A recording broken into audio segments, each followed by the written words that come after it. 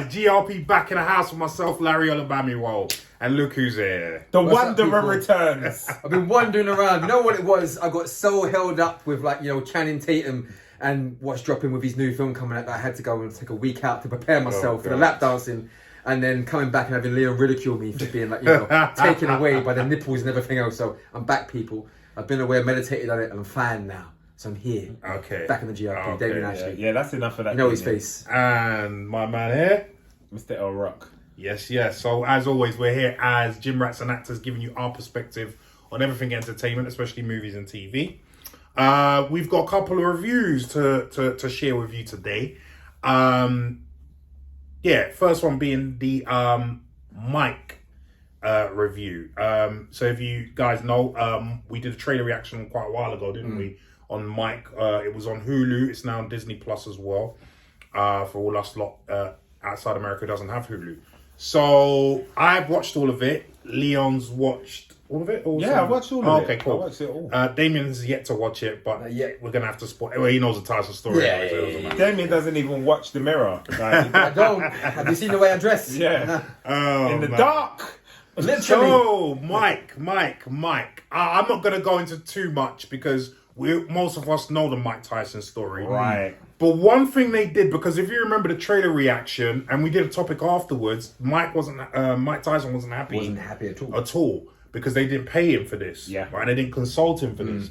When you watch Mike, you understand why. Yeah. Right. They took the story from his one-man show. From his Broadway. story. Yeah. They just... So that's why Seriously? they did. Yeah. They took it all from his one-man show, which was a cheeky thing to do. Can you not somehow sue for plagiarism at that You point? can't, because he's telling the story, so they can say, right, we're taking that story that you've done publicly. Do you know what I mean? So that's a cheeky way to do things, you know. But that's business. Unfortunately, it is. Sorry, Mike.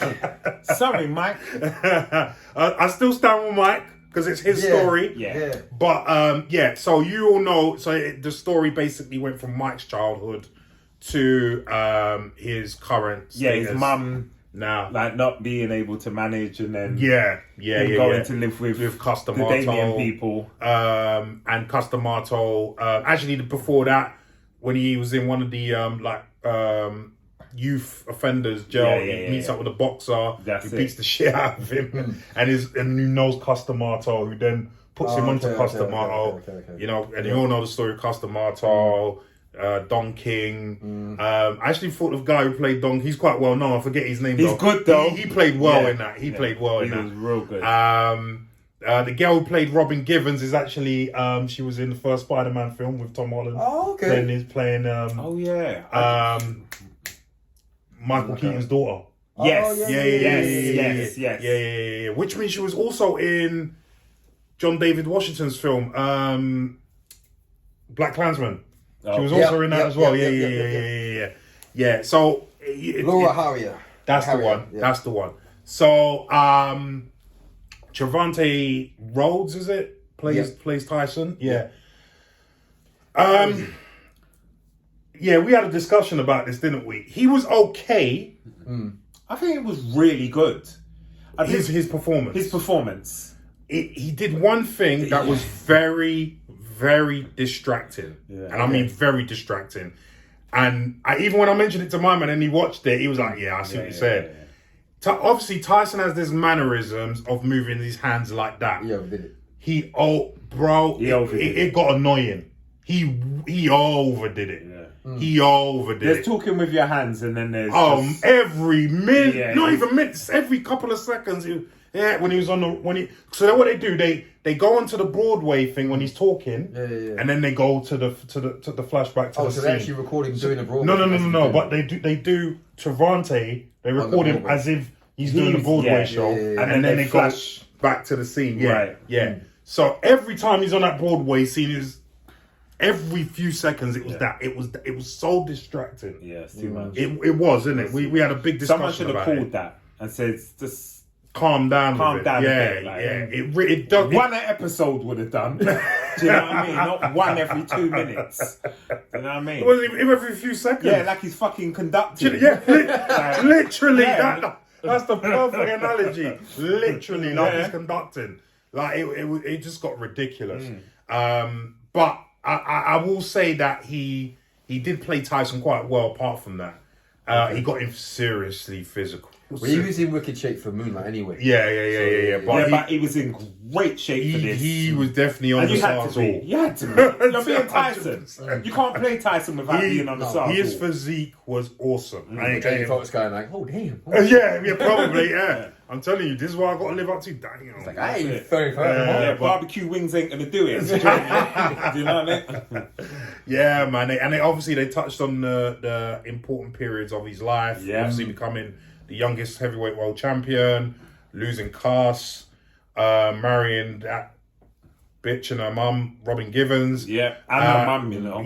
Well, the mum, you saw yeah. how influential the mum was in that relationship. He might as well have just married the mum. Might as well have. You know what I mean? And second, I bury your daughter. You know, meeting Don King. Going to prison. Yeah. That was probably the best part of the series. Do you know what I mean? Because it went into what he got up to in prison. Right. Okay. You know, even he had a gun in prison. You know, and how he became a Muslim. You know, afterwards talking about, you know, his wife, obviously his daughter dying. Yeah, that was heartbreaking. Yeah, and then meeting his current wife as well, leaving Don King, the drug abuse. It touches on everything. Obviously, he said money. all of this. Money. Was he touching the Teddy Atlas relationship where he actually broke the whole daughter thing? No, he didn't touch on that. Where he was supposed to have messed with his cousin or something like that, and he put a gun to his head. Yeah. I don't think they delved into that because I don't think he made a big deal of that in the actual Broadway show. Yeah. Well, they made it been since anyway, so. Well, Teddy Atlas likes to always bring it up because he tries to make himself look like a tough guy. Yeah. So and because Tyson actually addressed that in one interview, and he says, Teddy Atlas likes to say he's a tough guy. He likes to portray himself like a tough guy, and he pulled out. Yes, he did pull a gun on me, but did he use it? So that shows you how much of a tough guy he is. That's right. Don't pull the gun if you're not going to use it. But no, Larry, you don't know. That's pretty much how. Don't do that. Yeah. That's Teddy Atlas. You shouldn't put it out. I mean, because it's true what Mike. Because when Mike come, they showed the rough. We all know he came from a rough area. But they showed his childhood as well, and that was a childhood where all his friends got killed, innit? Yeah. In fact, one of his friends, when he got with Cuss, he was still coming back to the area, smoking weed and whatnot. It wasn't an issue where Cuss came back once, they pulled him out of one of the houses and one. Yeah, but they didn't show that part. They didn't. But his friend was saying, "What the fuck are you doing here? Like, we're all gonna end up dead, pretty much. Like, you know what I mean? Why are you here? And literally, that same friend then got killed about 2 weeks later or something like that. Yeah, got shot. So, so he's from a neighborhood where if you're pulling out a gun, you best use it. Yeah. So I can understand where he's saying He's where coming you from. because apparently Teddy Atlas is supposed to have some family in the mafia and some shit like that as well. But Tyson don't give a fuck. But there you go. Tyson is that way though. You pull a gun. No, if you're no, gonna do it, do it. What am I gonna do? Cry? Yeah, smile at me. Yeah. Mike is that way. He's not, and the thing is, the thing is, Mike is not even trying to portray himself as a tough guy now. Maybe in the past he did, but now, obviously, we're older and wiser. He's just telling it like it is. Do you know what I mean? Yeah, I wasn't scared. Right. I saw it regularly. Right. I was desensitized, basically. Exactly. I wasn't scared. Do you know what I mean? So, he talked about his sister as well and his brother because he had a really good relationship with his sister, but then she died. Man, it was a pretty enough loss. Yeah, he's had a lot of loss. He suffered a lot of loss, more than I even knew until I saw it. I didn't know about the sister or the brother for that matter. No. So it was a pretty good. And I went in watching it like feeling a bit like a traitor. Oh, because Mike's not happy with it. Yeah. But I wanted to see it anyway. Yeah. And this is what we do on this channel anyway. So and I enjoyed it. I'm not. I ain't gonna lie. I thought it was a good watch. How would you compare it to the original one that Jai White did? It's better. It's better. Okay. Yeah. How's Keitel in comparison to George C. Scott? Really good, actually. Yeah, because I love George C. Scott. George C. Scott was good, but Keitel. Yeah. It was more refined. Yeah. That was just, it was the time. Yeah. But yeah. now it was just more refined. Even though they did too much of that, but they picked up on the details. Yeah. It wasn't just you're playing Mike Tyson. It was details. Give me the detail. How does he say that? How does he feel that? And I feel Jai White, he got bits, but he never studied Mike like this brother must have to get the mannerisms, to get, you know, even the grin. The little grins you know the grins. There was something, he studied him. And he got it spot on. For the time, Michael Jai White, I loved it. But we love Michael Jai White. Yeah, because we love Michael Jai White. Yeah. But, you know, the way he embodied Mike, it was brilliant. Yeah, I have to say. Is there much boxing in it? No. They just show little clips of like around. I mean, some of the guys they got to play some of the other boxers was because even my missus watched it with me, right? And then they should have asked you. Did you see the guy? All of them. Did you see the guy that got to play Buster? Forget Bruno, Buster Douglas. Yeah, the guy was like a bodybuilder. Yeah.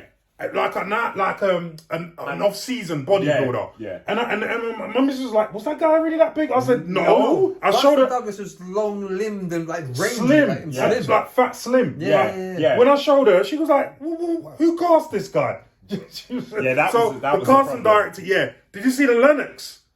They just got some big guy with dreadlocks, literally. Like, it wasn't even like... No. They didn't even want to get the skin tone. Like they didn't care. All you black people look the same. Buster Douglas was almost as light as him. Yeah. I'm not even lying. It made no sense. It's like Muhammad Ali being dark skinned. It doesn't make no sense. Do you know what I mean? So I have issues with certain casting choices, yes. 100%. Like even for a quick one. Come on, there's so many. Oh, remember Holyfield? Oh my god. That was Holyfield, we all know how muscular and was and defined stuff, right? They got some Yahoo who didn't even have a physique. You couldn't even see his abs. How do you get a bodybuilder to play Buster Douglas and then you get a guy that's not even in shape to play the most scariest dude that ever got? If Holyfield were on the source, bro, like come on, his physique he was such a commanding boxer. He was a beast. Imposing as fuck. He was a beast, bro. And the guy that got to play him, it was just like you said, Bruno as well. The guy that got to play Bruno, bro. You know how muscular Bruno is. I don't even know. Like you know, Bruno could have been a bodybuilder. Oh yeah, without doubt. Because he had some shoulders for days. Fantastic genetics. He had shoulders for days. He was a donut. But his physique was second to none. Phenomenal. Always as well. You see him now. Yeah. He's Even still now. His genetics are ridiculous, bro. But anyway, we digress. Yeah, man. But no. And then they talked about obviously his wives and stuff like that.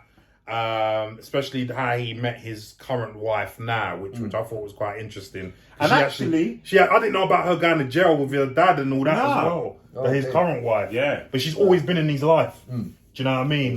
So it's just that finally they got together and you actually saw that Mike was quite generous as well. He was quite giving. Like he was like, whatever. But he makes a lot. I've seen a lot of interviews where he talks about how he gave a lot of things out and where there's people now.